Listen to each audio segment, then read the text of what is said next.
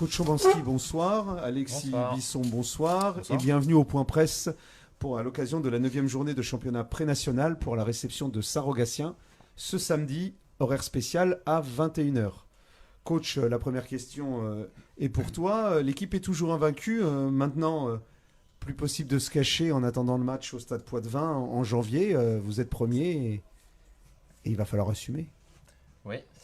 Qu'est-ce que tu entends par se cacher? Tu estimes que depuis le début de saison, nous nous cachons? Non, absolument pas, mais la prudence était de rigueur comme toujours pour la communication, et c'est vrai que tu avais annoncé à juste titre le podium, étant donné la qualité de l'effectif et puis du jeu proposé par l'équipe. Et maintenant, être premier, à grand pouvoir, grande responsabilité. C'est beau. Il en Non, mais comme je te l'ai dit la semaine dernière, l'objectif il est toujours le même. Nous avons réussi à prendre de l'avance, notamment avec la défaite du CEP samedi dernier. Donc tout se passe pour le mieux. Voilà. Et puis bien entendu, comme tu l'as dit, bien finir le travail samedi contre Sarrogassien, c'est très important. Surtout que je pense que tu vas y venir, mais il y a un événement important aussi dans les autres rencontres. Donc ça serait dommage de gâcher ce nouveau joker qui s'offre à nous et de le regretter suite à un résultat qui sera affiché samedi à 23h, pour lequel on espère une issue positive. Très bien. Alexis, est-ce qu'entre les joueurs au sein du vestiaire ou à l'entraînement, il y a ce challenge donc, de la première place, rester premier le plus longtemps, voire même jusqu'au bout évidemment? Forcément, on reste des compétiteurs, donc nous, on joue pour gagner, on veut gagner. Après, on sait qu'on n'a pas encore fait la moitié de saison. Il reste un gros déplacement au Stade Poitvin pour boucler la phase aller. Et puis après, il y a la phase retour. Il y a des gros matchs, il y a un déplacement très important à Tresse. La réception du CEP, on va à Choré aussi. Enfin, il reste des matchs quand même qui sont relativement importants. Et puis la saison est encore longue. On n'est pas à l'abri de blessures, de tout ce qui... Voilà, mais bon. Après, bien sûr, le but, c'est de gagner tous les matchs qu'on joue. Évidemment. Et on l'espère, évidemment, nous tous ici. Coach, c'est un autre match face à un mal classé. Le dernier match donc, à Étré a été plutôt bien géré, peut-être un peu mieux que celui à domicile face à Ménac. J'imagine que tu es satisfait de la progression de tes joueurs dans la gestion d'un match considéré entre guillemets comme plus facile évidemment. Oui, bien sûr. De toute façon, les gars ont compris qu'à partir du moment où vous êtes premier d'un championnat, chaque match est important. Que ce soit le premier, que ce soit le dernier, et aucun faux pas n'est toléré. Après, comme je te l'ai dit la semaine dernière, on a quand même fait un gros travail défensif en début de saison. Là, on a pas mal axé sur l'attaque et on commence à avoir les effets positifs. Nous avons réussi à scorer 81 points la semaine dernière. Contre Ménac, on en score plus de 70 avec 40 minutes de zone. Donc non, c'est vraiment positif là-dessus. On conserve notre première place et je trouve qu'il y a de la progression au sein de l'équipe. Donc c'est vraiment intéressant. Alexis, vous avez senti une différence donc, du coup, entre cette victoire à Étré par rapport au match face à Ménac ou non? Ou c'est juste une impression vue d'extérieur? Une différence, après c'est des matchs différents. Chaque match on va dire, a ses particularités. Les adversaires c'est pas les mêmes profils de l'équipe. C'est sûr que Ménac en plus ça reste entre guillemets un derby avec les anciens joueurs de Cognac qui ont joué pendant plusieurs années avec des joueurs de Ménac. Donc forcément ça a mis un peu de piment on va dire dans la confrontation. Après une différence, je pense que peut-être de l'extérieur, ça a peut-être pu paraître poussif contre Ménac. On n'a pas eu énormément d'adresses.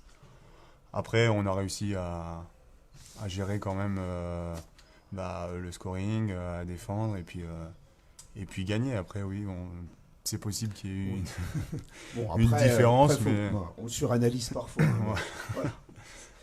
L'important, évidemment, c'était que la victoire était au bout. Coach, le CEP joue à Tresse. Alors évidemment, quel que soit le résultat, je dirais, ça mettra déjà peut-être une équipe à 3 défaites ou une autre à 2. C'est l'occasion rêvée quand même là de faire un petit trou certes, mais avant Noël, ce serait idéal. Non, mais, clairement, si la S13 veut nous faire un cadeau de Noël, une petite défaite au CEP, ce serait parfait. Surtout que le CEP a perdu la semaine dernière à Bressuire. Donc si 13 pouvait perdre contre le CEP et être toutes les deux à 2 défaites et nous à 0 à Noël, il est où le papier? Je signe de suite. Hein, donc, on prépare, ça arrive. Non, mais plus sérieusement, je pense que ça sera un beau match de basket. Enfin, on a vu que au CEP, ça a été compliqué. Après, je mets quand même une pièce sur Tress parce que Tress a un secteur intérieur qui est vraiment fort. Et puis nous, on a vu contre le CEP que notre secteur intérieur avait vraiment fait la différence. Ils ont un petit peu plus de mal à l'intérieur. Ils n'ont pas forcément de joueurs profilés. Poste 5, ils ont du mal à tenir. Ils ont eu du mal à tenir Aurélien, JB. Donc je pense que si Tress axe son match sur le secteur intérieur, je pense que ça va être très compliqué pour le CEP. Après, ça reste un match de basket. Et si le CEP a la même adresse pendant 40 minutes que contre nous, ça risque de faire des dégâts. Donc voilà, à suivre. On saura ça aussi aux alentours d'ailleurs de 23h, comme pour le reste. Vous regardez le résultat des autres équipes, on peut imaginer, ou alors non, vous faites votre petit bonhomme de chemin ou un petit coup d'œil. Oui, forcément, on va pas se le cacher, on regarde les résultats des autres équipes. Après, il n'y a pas de... Enfin, on se dit pas, voilà, le CEP a perdu, donc ça y est, c'est fini. Après, nous, on sait que voilà, on est concentré sur chaque match, on sait qu'on doit gagner les matchs. Tous les matchs qu'on joue et que si on gagne tous les matchs, il n'y a pas forcément besoin de regarder les résultats des autres équipes. Si on fait le boulot, normalement, pas de souci. Coach, vous êtes leader invaincu, hein. De toute façon on répète un peu la même chose chaque semaine, mais c'est plutôt une bonne chose. Le choc, il est à la reprise. C'est le match face au Stade Poitvin. Alors la question est de savoir... est-ce que c'est la situation idéale parce qu'il y aura la trêve, il y aura un peu de temps pour le préparer, ou alors finalement aurait-il mieux valu le jouer dans la foulée? C'est une bonne question. Tu m'avais posé la question quand nous avons reçu Tress en J1. J'ai envie de te dire que ça peut être un avantage en fonction du travail que l'équipe fera pendant cette trêve hivernale, quoi. Je pense que l'équipe qui abusera le moins sur le foie gras, le vin et le saumon l'emportera. Non, mais plus sérieusement... La raquette aussi, c'est important. Non, plus sérieusement, c'est important déjà de bien finir samedi, de poursuivre les entraînements la semaine d'après. Les gars partiront au repos et puis on reprendra le lendemain du nouvel an pour essayer de remettre un coup de prépa physique et essayer d'arriver en forme au mois de janvier. Après, les gars en général sont quand même sportifs, donc j'ose espérer que nous ne verrons pas de différence sur le côté athlétique. Ouais, mais après, ça va être un beau match, ça va être intéressant. Non, tout à fait. Et en effet, c'est vrai que on en saura sûrement un peu plus. En tout cas, vous aurez affronté les équipes dites favorites chez elles ou à domicile. Donc, ça nous donnera une vision un peu plus, évidemment, un peu plus claire. Impatient d'aller au Stade Poitvin ou on attend on joue d'abord, évidemment, le positif, voilà. Il y a le match de samedi qui est, qu'on veut gagner pour finir sur une bonne note. Après, impatient d'avoir une trêve quand même, parce que mine de rien, c'est le ressenti, c'est qu'il commence à y avoir un peu de fatigue pour tout le monde. On est quand même, on a quand même débuté le 17 août, donc ça fait quand même relativement longtemps, sans coupure. Donc on est impatient d'être en vacances, et puis bien sûr à la rentrée, on sait que il y a un gros match, donc on va se projeter tout de suite sur ce match. C'est plus facile de s'y remettre finalement. Voilà. Ouais.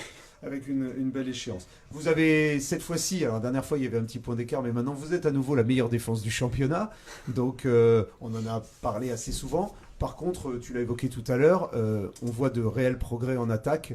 Est-ce que tu peux nous en dire un peu plus de ce que toi, évidemment, tu as remarqué par rapport à tes mises en place, évidemment? Non, mais c'est évident, enfin, ça commence à être plus fluide, les gars commencent à avoir les systèmes en tête, la circulation de balles se fait de plus en plus vite, et puis on arrive à avoir des vrais points de fixation à l'intérieur et du jeu autour en périphérie, notamment par du jeu sans ballon. Donc ça c'est révélateur du travail qui est fait la semaine aux entraînements, et c'est plutôt positif. Après, il y a encore une grosse marge de progression. Il y a encore des choses qui ne me conviennent pas, notamment sur les pertes de balles. Mais on va essayer de corriger tout ça pour la deuxième partie de saison et les 2 derniers matchs à venir. Et puis voilà, mais il y a du bon travail qui est fait. Effectivement, on voit que c'est de mieux en mieux. Vous le ressentez ça sur le terrain, Alexis, qu'il y a plus de fluidité en attaque, plus d'automatisme? Ouais, oui, bien sûr. Après, les systèmes, on a quand même, ça fait quand même 4 mois qu'on a commencé. Donc, il y a pas mal de joueurs qui sont arrivés à l'intersaison, donc il a fallu tout revoir, apprendre les nouveaux systèmes. Ça prend du temps forcément, mais oui, il y a des progrès, en attaque, la fluidité du ballon. Après, il reste toujours des petites perfections à gommer pour que ce soit parfait, mais bon, après, ça va venir avec le temps. Bien. Donc c'est la période, hein, la trêve des confiseurs approche. Alors évidemment, on va pas être très originaux. Ta commande pour Noël, coach? Oula. La fin du système capitaliste mondial. Ça serait un beau cadeau. Merci coach, merci beaucoup. Alexis, un souhait pour Noël peut-être? Plus basket ou plus plus basket. général? Ouais, on va dire un 9-0 samedi soir. Eh ben, Et puis une bonne raclette à l'issue du match pour passer un bon moment avec tout le monde et puis conclure cette année 2019 sur une bonne note. ben, en tout cas, ça sera très sympa. On vous remercie Mon tous les plus deux. beau cadeau de Oui. Noël serait quand même de pouvoir vous retrouver en janvier Eh et que bien, la conférence de presse eh continue. bien, C'est un réel plaisir. Eh bien, mais merci beaucoup, le plaisir est partagé et on vous remercie pour cette délicate attention. On vous remercie pour votre disponibilité, puis on Merci vous à dit vous. bon match pour samedi et à bientôt. Merci. Merci, à samedi. Ciao.